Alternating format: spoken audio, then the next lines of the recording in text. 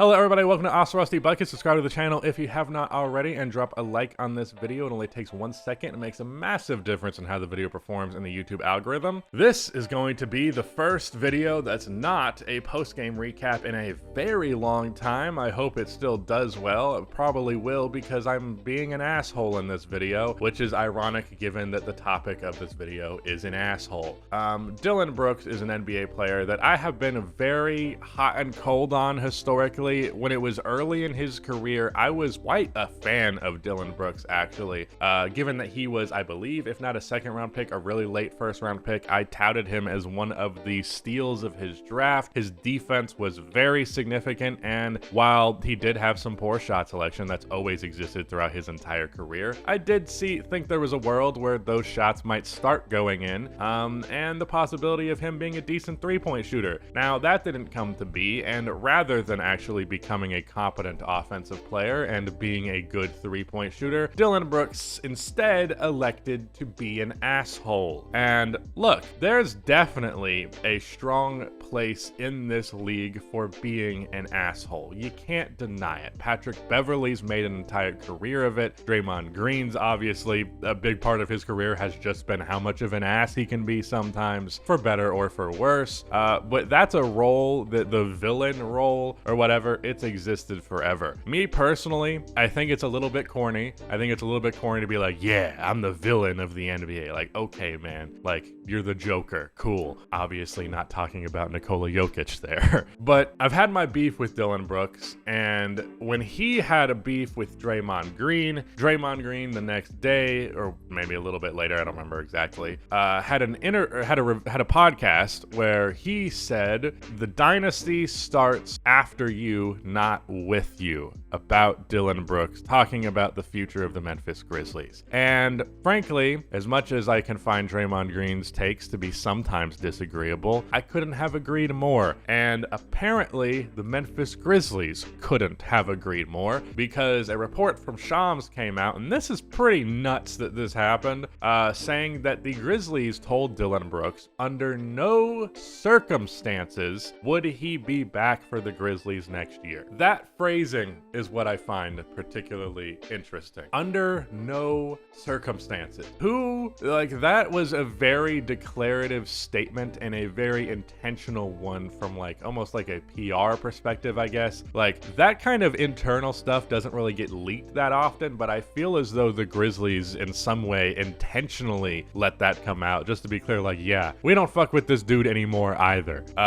And that's frankly because I think he caused them to lose more than he helped them win this year, last year, and I guess pretty much since whenever he put on this asshole persona. Because if you're going to be a trash-talking player, you need to back that up. And I don't just mean that in the sense of to not be made fun of on Twitter. I mean quite literally, for the sake of winning basketball, if you're going to be a trash-talking player, it is in your best interest, it is in your team's best interest that you're actually a good player when you do that. Because if you're not, all you're going to do is, as Dillon actually put it, poke a bear.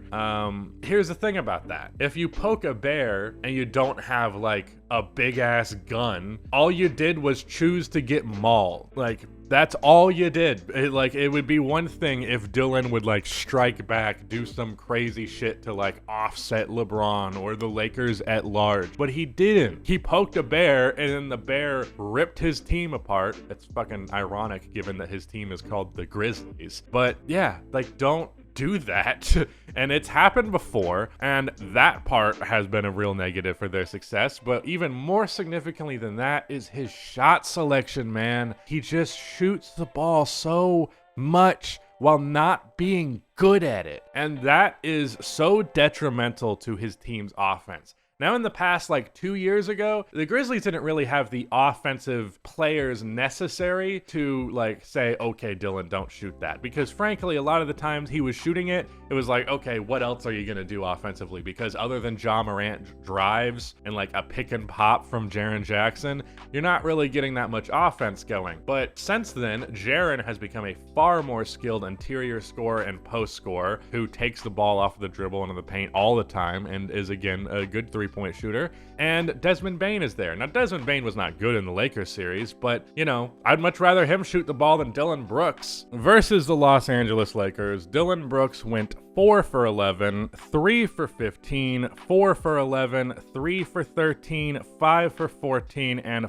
5 for 13, and that in totality comes out to an average of 10 points a game, 2 assists, 3 rebounds, while shooting 31% from the field and 24% from 3. He had a 40% two-point percentage. Last year, he obviously was one of the key factors in the Warriors beating them in round 2, and he shot 35% from the field. And if we go ahead and take a look at some advanced stats, that comes out to this year a 39% true shooting percentage and a 44% true shooting percentage last year. The guy is just a huge negative offensively, and his defense, as impactful as it can be, he often offsets by being such an asshole that he makes the other team more motivated to beat them. Now, I do think some people attribute like trash talk and stuff like that to the result of the game more often than it really should.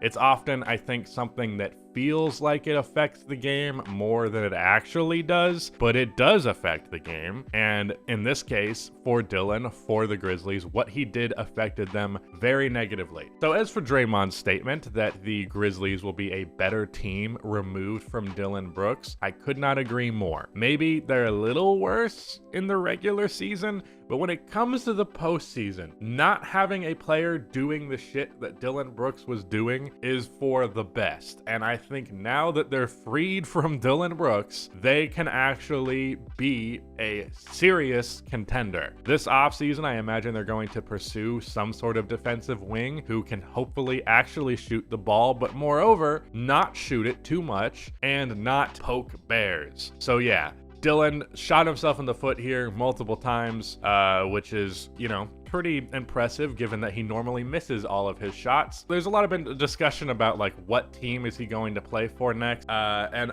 everyone and their mother, anytime that post gets made, is replying with like the Shanghai Sharks or whatever. I don't think he's going to be in the league very long, but I also don't think he's not going to be in the league next year. I think some team will take a flyer on him, and you know, maybe it's possible that this series humbled him. Given that he didn't talk to the media whatsoever, I thought that was a little childish, but also clearly he was feeling hurt. Clearly he was feeling some type of way. This was not some like apathetic trash talk. He really had an emotional investment in this, really thought what he was doing was helping his team, and hopefully he realizes that it fucking didn't. And I imagine the Grizzlies being like, under no circumstances will you be back. That might, just might, make him stop his antics. I was a huge Dillon Brooks fan early in his career, but he just made me hate him. And I would prefer it if that was not the case. I would love to see him actually be in the NBA and